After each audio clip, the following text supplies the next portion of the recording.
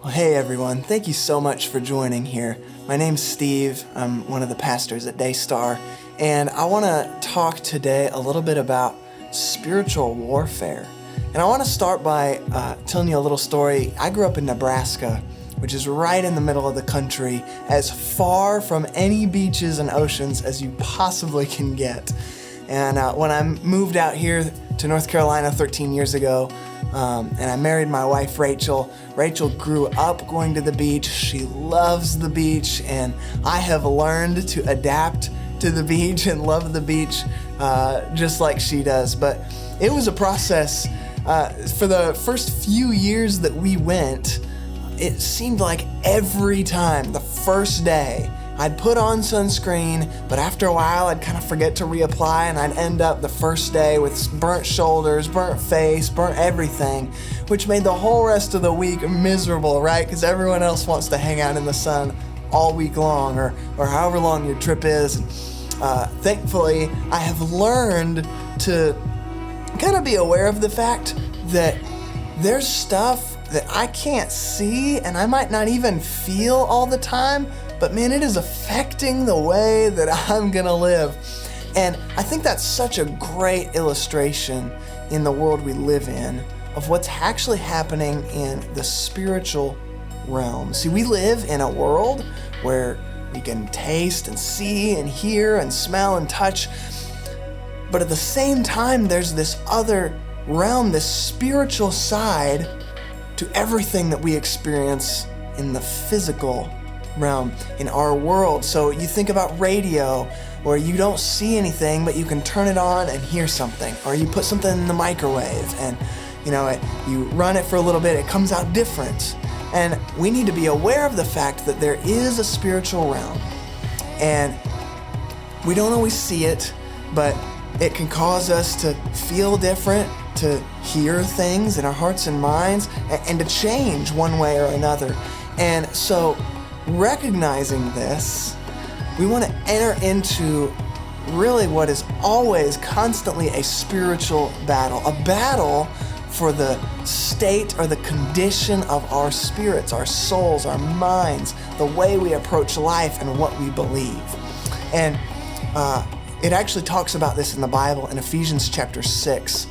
And it says, a final word, be strong in the Lord and in his mighty power. Man, that one of the things, if we want to win these spiritual battles, that's what I want to help you do today is, how do I start fighting these battles and how do I win? And the first thing that the writer of the book of Ephesians says is to stay in God's presence. Be strong in the Lord. Jesus talked about this in John chapter 15. He said that life with God is like if he was a vine and we're branches. If we remain in him and he in us, then we're going to produce much fruit. Our lives will be effective. They'll be fruitful. They'll be, we'll find success and blessing in God. But apart from Jesus, he said we can't do anything. And so to win these spiritual battles, and even to be aware of these spiritual battles, I have to first start by staying in God's presence. What does that mean? It means that I need to be reading the Word consistently. I need to be worshiping, and I need to be praying. And as I do some of those things, the Bible teaches about all of those things, that they kind of heighten my awareness of what's really going on. They help me understand when things are not as they seem, when there's this spiritual side of things that are influencing what I'm experiencing. Stay in God's presence. And then this writer goes on to say that we're not fighting against flesh and blood enemies. That is, my enemies are not people. And man, it feels like they are sometimes. I've got 2 kids right now, and man, sometimes it feels like when I'm trying to put them to bed, or when I'm trying to get them to eat dinner, or whatever it might be, maybe for you it's some friends or a spouse or whatever.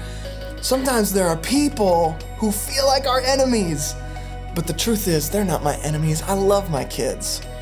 What the devil is trying to do is bait me into becoming offended or jealous and making someone else my enemy instead of him.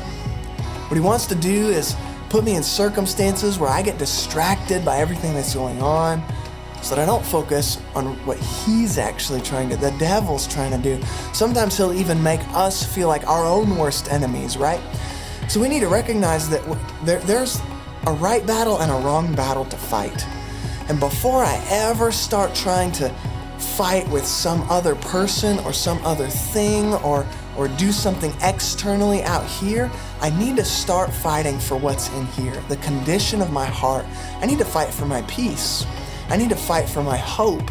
I need to fight for my faith. And sometimes if I feel angry or want to control everything, I've got fears in my heart that are driving that.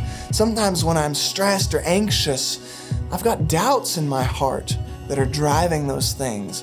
See, there's always a battle to fight in here first. And so we need to stay close to God, and we need to fight the right battles. Take some time to recognize what's really going on in me. And then lastly, I just need to hang on. He ends this passage by saying, after you've done everything you can, just remain standing. Stay in the fight. And, Revelation chapter 12 says this about the end times, that we defeat the devil through the blood of the Lamb, that's Jesus, his death on the cross, and through our testimony of what he's done in our lives.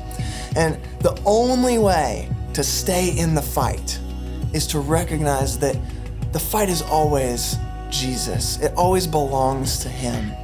It doesn't matter how much ability I have or how much willpower or strength or talent or what role I play or my social status or anything like that. Jesus is always the one I must lean on, because if I try to fight these battles, eventually I'm gonna lose, eventually I'll get tired, eventually I'll get distracted, but Jesus is faithful. Jesus gives us a hope and a victory that is certain. And I want to end just with this final encouragement. Proverbs 24, verse 16 says that the godly might trip 7 times, but they'll get up again. Today, it does not matter how many times you've failed, how many times you've turned away, as long as you are willing to turn around and to get back up, to put your focus on Jesus, to forget what's back there and press on toward what he has for you. As long as you're willing to do that, to stay in his presence, to fight the right battles, and to hang on, Jesus will fight your fights for you, and you'll experience his victory in your life. I hope that's helpful. Have a great day. We'll see you next time.